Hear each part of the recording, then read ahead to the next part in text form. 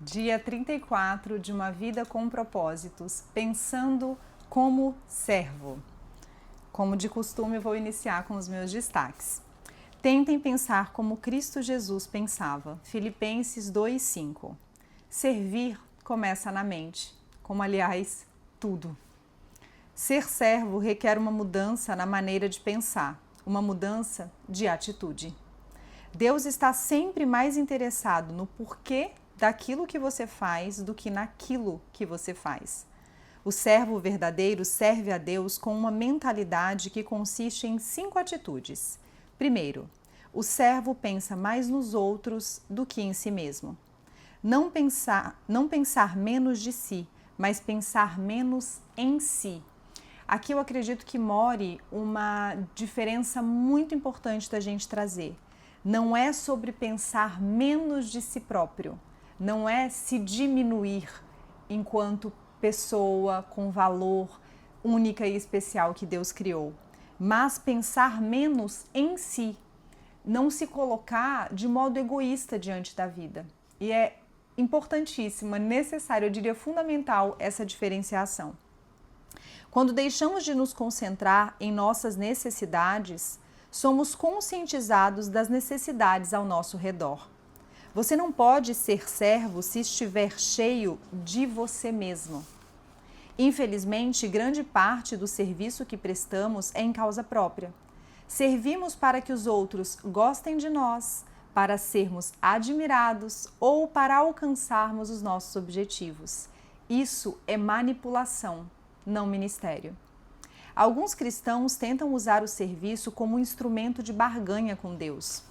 O verdadeiro servo não tenta usar Deus para realizar seus propósitos, mas deixa que Deus o use para os propósitos dele. O servo pensa como administrador, não como proprietário. O servo está consciente de que todas as coisas pertencem a Deus. O serviço e a administração caminham juntos, pois Deus espera que sejamos dignos de confiança nas duas coisas. Como você está lidando com os recursos que Deus lhe confiou? Para tornar-se um verdadeiro servo, você terá de resolver a questão do dinheiro em sua vida.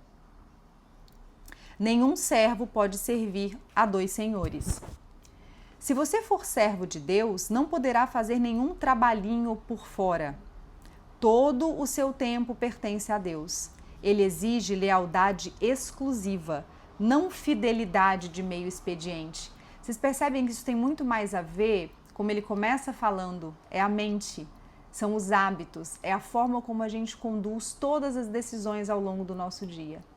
E quando eu falo, por exemplo, em aprender a se amar, é exatamente o que ele disse no começo. É sobre não... Vou até voltar, porque foi bem importante. Não é pensar menos de si, é pensar menos em si. Então, você tem que pensar de forma valorosa sobre você, porque você é valioso, você é valiosa. E exatamente porque você é valioso e valiosa, você é cheio de dons e talentos, é que você deve transbordar esse amor, esses dons e esses talentos para os outros. Se você for servo de Deus, bom, já mencionei, né? Todo o seu tempo pertence a Ele e exige lealdade exclusiva. Quando Jesus é seu mestre, o dinheiro serve você. Mas se o dinheiro for seu mestre, você se tornará escravo dele. A riqueza não é absolutamente pecado, mas deixar de usá-la para a glória de Deus, sim. Deus usa o dinheiro para saber se você é servo fiel. Os construtores do reino ainda tentam ganhar tanto dinheiro quanto for possível, mas fazem isso para distribuí-lo. Então, se os seus recursos forem usados com sabedoria para edificar a sua vida e transbordar para os outros, então é o que um construtor do reino estará fazendo. Até porque a obra de Deus também precisa que sejam investidos recursos. Empresas e empresários que tentam contribuir da melhor maneira. O servo medita sobre o seu próprio trabalho, não no que os outros estão fazendo. A competição entre os servos de Deus é absurda por muitas razões. Estamos todos no mesmo time, é um primeiro ponto. E o nosso objetivo é fazer que Deus seja visto, não a nós mesmos.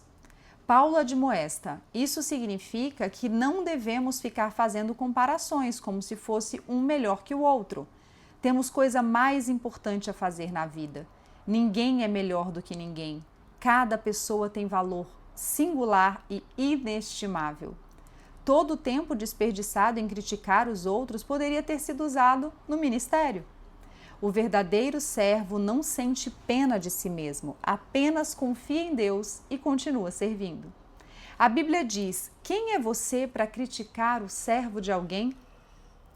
Faça como Neemias, cuja resposta às críticas era simplesmente essa: meu trabalho é muito importante para que eu interrompa agora a fim de conversar com vocês, ou seja, dar atenção a quem está criticando por criticar. Se você serve como Jesus, com certeza será criticado. O mundo e até mesmo grande parte da igreja não compreendem o que Deus valoriza. Um dos mais belos atos de amor demonstrados a Jesus foi criticado pelos discípulos, quando Maria derramou sobre Jesus a coisa mais valiosa que ela possuía, um perfume caro. Seu serviço para Cristo jamais será um desperdício, não importa o que os outros digam. O servo edifica sua identidade em Cristo. Por lembrar que é amado e aceito pela graça, o servo não precisa provar o seu valor. Ele aceita de bom grado trabalhos que pessoas inseguras considerariam abaixo delas. Ao lavar os pés dos discípulos, Jesus dá um dos exemplos mais profundos de serviço que parte de uma autoestima equilibrada. Jesus sabia quem era.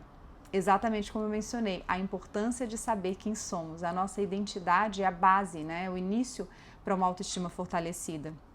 Por isso, a tarefa não ameaçou sua autoestima. Jesus sabia que o Pai havia colocado todas as coisas debaixo do seu poder e que viera de Deus. Assim, levantou-se da mesa, tirou sua capa e colocou uma toalha em volta da cintura. Somente pessoas seguras podem servir. Quanto mais inseguro você for, mais desejará que as pessoas lhe sirvam e mais necessitará da aprovação delas. Henry Nouwen declarou: para sermos úteis aos outros, temos de morrer para eles. Ou seja, temos de deixar de medir a nossa importância e valor pelos parâmetros dos outros. Dessa forma, ficamos livres para manifestar misericórdia. Quando você fundamenta o seu valor e a sua identidade no relacionamento com Cristo, fica livre das expectativas dos outros e isso permite que você realmente o sirva melhor. Não mede o próprio valor pelo que realiza. Assim age o servo.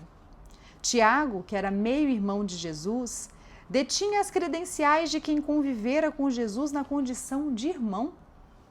Ainda assim, ele se refere a si mesmo como servo de Deus e do Senhor Jesus Cristo. Ou seja, quanto mais próximo você estiver de Jesus, menos precisará se autopromover. O servo considera o ministério uma oportunidade, não uma obrigação. O Pai honrará e recompensará quem me servir. Imagine o que aconteceria se apenas 10% dos cristãos em todo o mundo levassem a sério o papel de servo. Imagine todo o bem que poderia ser feito.